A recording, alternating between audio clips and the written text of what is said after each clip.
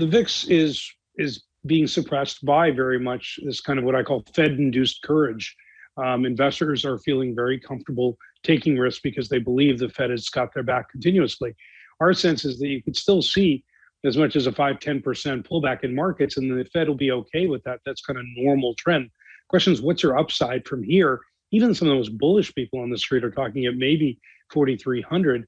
And again, if you could potentially see a 10% pullback, the risk reward isn't particularly favorable right now. And that doesn't mean don't buy anything in the markets, because we certainly do continue to feel comfortable about the value of cyclical rotation.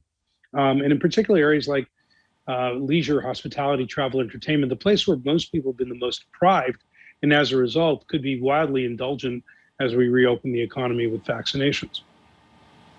Right, but hasn't that trade also played out? I mean, where are we in the recovery process on that one? Where are we in terms of the kind of appreciation we've seen in stock prices? Because, you saw the value trade move first, the growth trade move first. That got moved on to the value trade. What is the next segment of the market that can support the broader indices at these levels, you think? So I think that's part of the big challenge, is what can support the index level is not as clear.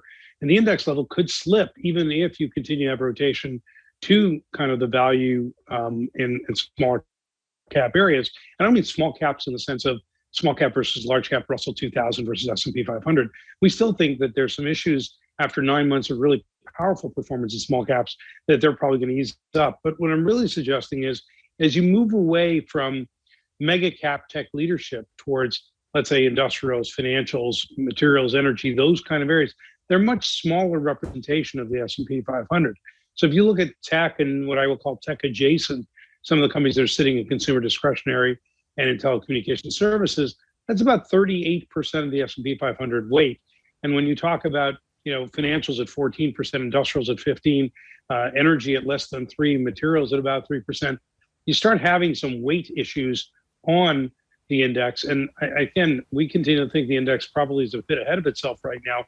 But underneath the surface of the market, there are some interesting areas to participate in. One of the things that we're definitely focused on is companies that have pricing power. And we have a list of over 50 names that our analysts help us identify where they are, and they range. Some of them are in consumer staples, some of them are in transportation, some of them are in industrial, so in lab equipment. It's really a kind of a varied group of stocks.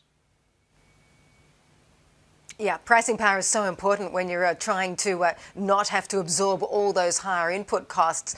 Tobias, very quickly, US dollar direction seems to have rolled over to a 4-week low.